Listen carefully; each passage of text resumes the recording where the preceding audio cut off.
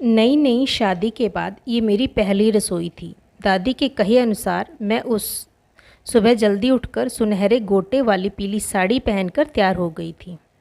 तभी सासू माँ मेरे कमरे में आकर बोली, रिया थोड़ी देर में किचन में आ जाना, रौनित की बुआ जी तुम्हारी पहली रसोई की रस्म करवाएंगी। ये कहकर वे जाने को हुई ही थी कि उन्हें फिर कुछ याद आया और वे फिर पलटकर मुझसे कहने लगी, देखो बहू, उनसे थोड़ा संभल कर रहना, दूसरों के काम में कमी निकालने की उनकी आदत है। वे कह रही थी कि वे तुमसे खिचड़ी के साथ साथ मीठे गुलगुले भी बनवाएंगी, तुम बना लोगी ना? उन्होंने मुझसे पूछा तो मैंने हाँ में सिर तो हिला दिया, लेकिन असल में मैं पूरी ही हिल गई, क्योंकि गुलगुले कैसे बनाए जाते हैं मुझे नहीं पता था। मायके में पापा बनाते थे और मैं मज़े से खाती थी। कभी कभार खाए जाने वाले गुलगुले बनाने की रेसिपी सीखना मुझे कभी भी ज़रूरी नहीं लगा, पर अब मैं क्या करती। तभी फटाफट मैंने अपने रूम का दरवाज़ा बंद करके अपने शेफ़ पापा को फ़ोन लगाया। हेलो रिया, कैसी है? हो गई तेरी रसोई की रस्म? दादी पापा के फ़ोन से बोली। दादी मेरी खैरियत बाद में लेना, पहले पापा को फ़ोन दो, जल्दी इमरजेंसी है। किसकी जर्सी है? यहाँ तो किसी की जर्सी नहीं। मेरी कम सुनने वाली दादी को मैं ज़ोर ज़ोर से कहकर फिर बोली, दादी जर्सी नहीं, इमरजेंसी इमरजेंसी। खैर आप पापा को फ़ोन दो तुरंत। पापा ने फ़ोन पकड़ा तो मैं बोली, पापा सब गड़बड़ हो गया। रौनित ने बोला था कि मेरी पहली रसोई में मुझसे खिचड़ी बनवाई जाएगी, पर यहाँ तो खिचड़ी के साथ साथ गुलगुले भी बनाने हैं। अरे वाह, खिचड़ी और गुलगुले, क्या बढ़िया मेल है। पर इस बात से तुम इतनी परेशान क्यों हो? पापा गुलगुले बनाने में और मैंने हमेशा सिर्फ आपके हाथों के बने गुलगुले खाए हैं, बनाए कभी भी नहीं। अब क्या करूं? चिंता मत करो और ध्यान से मेरी बात सुनो। गुलगुले बनाना एकदम आसान है। यह कहते हुए पापा ने गुलगुले बनाने की सारी रेसिपी मुझे बता दी। यह रसोई से मेरे लिए बुलावा आया तो मैंने बाय पापा बाद में कॉल करती हूँ कहकर फ़ोन काटा और किचन की ओर बढ़ गई। गुड़ के पानी में पहले आटा फेंट कर रख देना, बाद में दूसरे काम करना। इससे आटा अच्छे से फूल जाता है और गुलगुले एकदम नरम बनते हैं। पापा की बताई यह बात याद करते हुए मैंने सबसे पहले गुड़ के पानी में आटा फेंट कर रख दिया। उसके बाद खिचड़ी की तैयारी में लग गई। बुआ जी सारे वक्त किचन में मेरे पास ही खड़ी रही। उनका होना मुझे थोड़ा असहज तो लग रहा था, पर फिर भी मैंने पूरे संयम और आत्मविश्वास के साथ अपनी पहली रसोई की रस्म अच्छी से निभा ली। वाह क्या गुलगुले बने हैं, रौनित के फूफा जी ने गुलगुले खाते हुए कहा।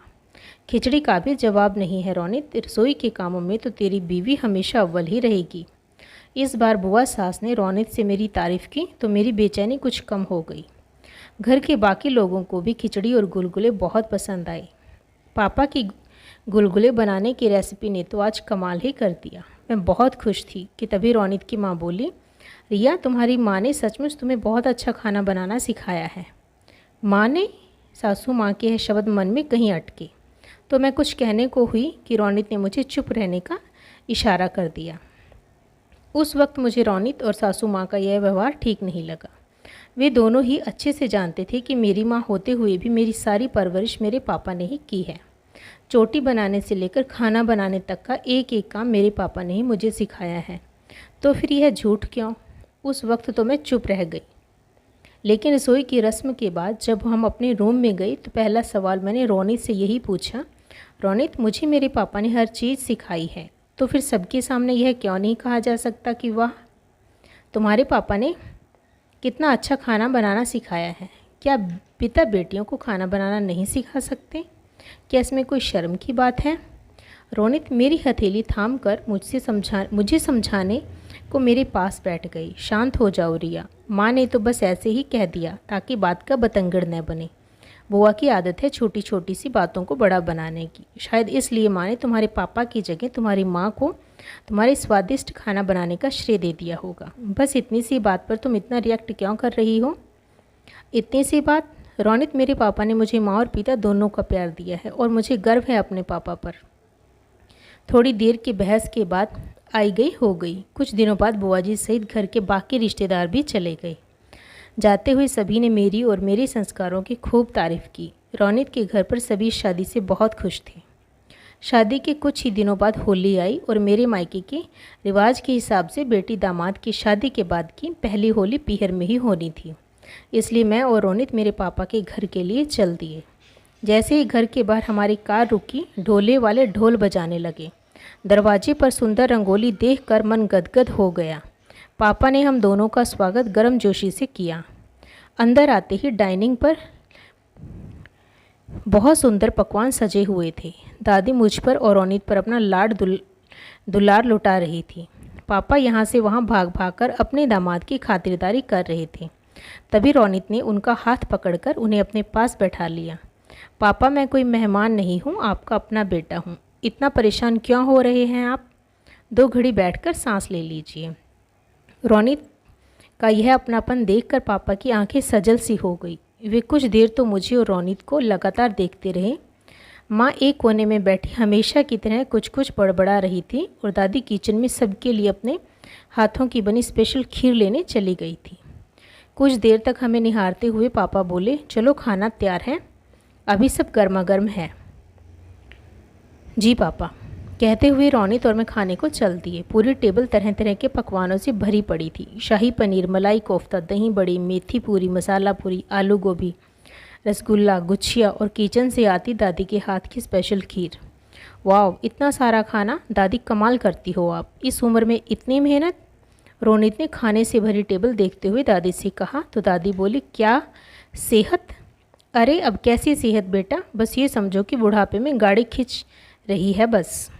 सिर पर हाथ रखते हुए मैंने अपनी कम सुनने वाली दादी से कहा, सेहत नहीं दादी, मेहनत मेहनत। पापा, दादी की कान की मशीन कहाँ है? दादी की बात पर सभी हंस पड़े तो मैं बोली, रोनित, वैसे इस इतने स्वादिष्ट खाने के पीछे दादी की कम, मेरे शेफ पापा की ज़्यादा मेहनत है। हमारे घर का खाना पापा ही बनाते हैं, दादी ने यह खीर बस बनाई है ना पापा? पापा मेरी बात पर सिर्फ मुस्कुराए। रोनित हर चीज़ को बड़े शौक़ से खाने लगी। हर डिश का स्वाद उम्दा था। खाते हुए रोनित हर एक की तारीफ़ कर रहे थे। पापा, सच में बहुत टेस्टी खाना है। पता है पापा, मेरे घर पर रिया के हाथों के बने खाने की बहुत तारीफ़ होती है। सभी कहते हैं रिया की माँ ने क्या खूब खाना बनाना सिखाया है रिया को। रोनित की बात सुनते ही सब शांत हो गए। उनकी बात पर मुझे गुस्सा आया तो पापा बात संभालते हुए बोले, बिल्कुल, रिया की माँ बहुत अच्छा खाना बनाती थी, मैंने उनसे ही तो सब सीखा है और फिर वही कला रिया में आ गई। पापा की सहज सरल बातें सुनकर मेरी और दादी की आंखें भर आई। वो कब से दोहरा जीवन जी रहे थे, पत्नी होते हुए भी पत्नी के सुख से वंचित थे। दादी माँ और मेरी सारी जिम्मेदारियों में वे कितनी सहजता से निभा रहे थे। मैं पापा की ओर एकटक देख रही थी। तभी दादी बोली, रिया, अब रोनित को थोड़ा आराम करने के लिए ले जाओ, इतनी दूर से गाड़ी चलाकर आया है, थक गया होगा। दादी के कहने पर हम खाने के बाद आराम करने रूम में चले गए। दरअसल हम लंबा सफ़र तय करके भोपाल से सागर आए थे। रूम में पहुंचते ही रोनित चुपचाप लेट गई और मैं गुस्से में कोई मैगजीन उठाकर पढ़ने लगी। रोनित कुछ देर बाद बोले, नाराज़ हो? उनके सवाल का मैंने कोई उत्तर नहीं दिया तो वे फिर मुझे अपनी ओर खींचते हुए बोले, यार, जनरली सबकी माँ ही अपनी बेटियों को खाना वगैरह बनाना सिखाती हैं, इसलिए बस ऐसे ही मेरे मुंह से निकल गया। जानबूझकर मैंने यह नहीं कहा। रोनित की बात पर उदास मन से मैं बोली, पता है रोनित, मैं सिर्फ आपकी बात से नाराज़ नहीं हूँ, मैं पापा की किस्मत से नाराज़ हूँ। बचपन से उन्हें ऐसा ही देखती आ रही हूँ। बचपन से मतलब तुम्हारी माँ शुरू से ही ऐसी है?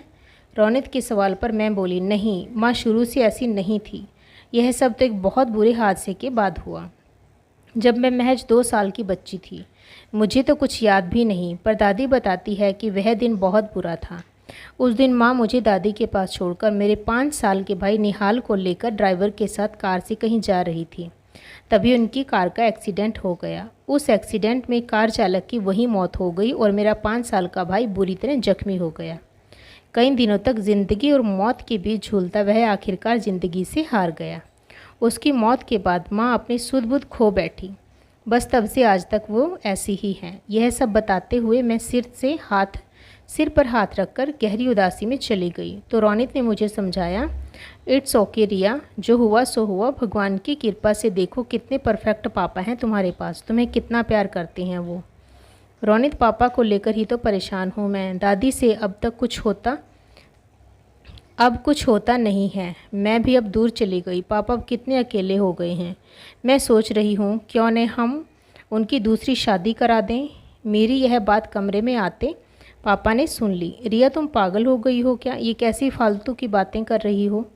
तुम्हारी माँ भी जिंदा है, और अगर वो मर भी गई होती तब भी मैं उनकी जगह किसी और को कभी नहीं देता, समझी तुम? यह कहते हुए पापा गुस्से में वापस चले गए। उनकी गुस्से पर मैं रो पड़ी। उनके गुस्से पर मैं रो पड़ी। पापा कुछ कहते नहीं हैं रौनित, पर पापा सचमुच बहुत अकेले हैं। मुझे सौतेली माँ का खराब व्यवहार न मिले, यही सोचकर पापा ने कभी दूसरी शादी के लिए नहीं सोचा। माँ की इतनी लंबी सेवा करने के बाद भी वे कभी थके नहीं। न जाने किस मिट्टी के बने हैं मेरे पापा। कोई इतना धीरज वाला, इतना बहादुर कैसे हो सकता है? मैं पापा के लिए रोने लगी तो दादी मेरे कमरे में आ गई। मुझे रोता देख दादी ने मेरे रोने का कारण पूछा तो रोनित ने दादी को सब बता दिया। मेरे सिर पर हाथ फेरती हुई बोली, ये पापा लोग ने ऐसे ही होते हैं, सब कुछ अपने अंदर रखने वाले। जब बच्चे छोटे होते हैं तब तो वे फिर भी अपना गुस्सा बाहर निकाल लेते हैं, लेकिन बच्चों के बड़े होते ही ये गुस्सा पीना सीख जाते हैं। बढ़ती उम्र के साथ एकदम चुप हो जाते हैं। तेरे पापा का भी वही हाल है रिया। पता नहीं आज कैसे तुझ पर गुस्सा करके बोल गए वो। दादी, मुझे पापा की फ़िक्र है, इसलिए दूसरी शादी के बारे में बोल रही हूँ। क्या एक बेटी को अपने पिता की खुशियों के बारे में सोचने का अधिकार नहीं है? बिल्कुल है, पर आज नहीं। हम फिर कभी इस बारे में बात करेंगे। आज तो रौनक शादी के बाद पहली बार यहाँ आया है। आज होली के दिन घर का माहौल मत बिगाड़ो। कुछ देर में पापा का गुस्सा कम हुआ तो हम होली खेलने की तैयारियों में लग गए। रोनित और मैंने सबको रंग लगाया। कुछ और मीठे दिन गुजार कर हम वापस आगरा से भोपाल आ गए। वक्त अपनी गति से चलता रहा। पापा से मैं रोज़ फ़ोन पर बात करती, समय निकालकर बीच बीच में सागर भी हो आती। शादी के 2 साल ही हुए थे कि मैं उम्मीद से हो गई। मुझे पूरे 9 महीने बाद पुत्र रतन की प्राप्ति हुई तो दोनों परिवारों में खुशी गूंज उठी। पापा दादी माँ को लेकर सागर से भोपाल आए तो मैं माँ को देखकर दंग रह गई। माँ को लेकर पापा कभी कहीं नहीं जाते तो फिर माँ यहाँ कैसे आई? मैं कुछ सोच ही रही थी कि माँ ने मेरे बेटे को गोद में लेकर सालों बाद एक स्पष्ट शब्द बोला, निहाल। निहाल, यह तो मेरे उस भाई का नाम था जिसकी सूरत भी मुझे ठीक से याद नहीं थी। सब स्तब्ध थे। पापा की आंखों से आंसू झरझर बह रहे थे। माँ एकदम नॉर्मल व्यवहार कर रही थी। एक नवजात शिशु ने वो कर दिखाया था जो बड़े बड़े डॉक्टर नहीं कर पाए थे। उसके बाद पापा, माँ और दादी कुछ दिनों मेरे साथ भोपाल में ही रहे। माँ नानी होने का फ़र्ज निभा रही थी। निहाल की किस्मत ऐसे नाना नानी पाकर सच में निहाल हो गई थी। फिर पापा, माँ और दादी मेरे बेटे को अपना आशीष और उसे निहाल नाम देकर वापस चले गए। माँ की तबीयत में धीरे धीरे सुधार आता गया और पापा की ज़िंदगी में फिर से खुशियाँ लौट आई। मैं कुछ माह बाद 5 साल के निहाल को लेकर मायके गई तो इस बार डाइनिंग पर पहले से भी ज़्यादा व्यंजन परोसे गई। माँ ने मेरे लिए सौंठ गुड़ के लड्डू बनाए।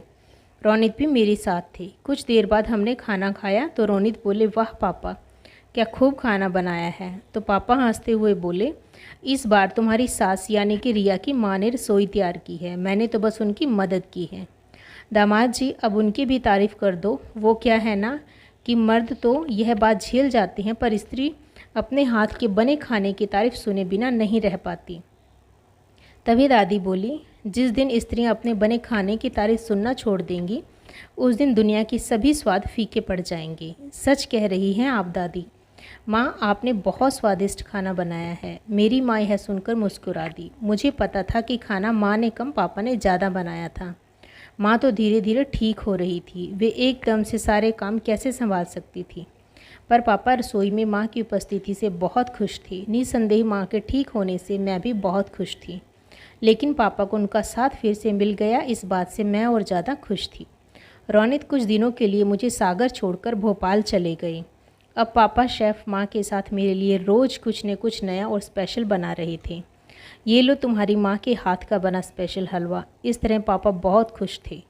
पर मैं उनके हाथ की बनी चीज़ों को खाकर समझ जाती थी कि ये शेफ़ पापा के हाथों का ही कमाल है। पर मैं भी उनके छोटे से प्यारे से झूठ से खुश थी।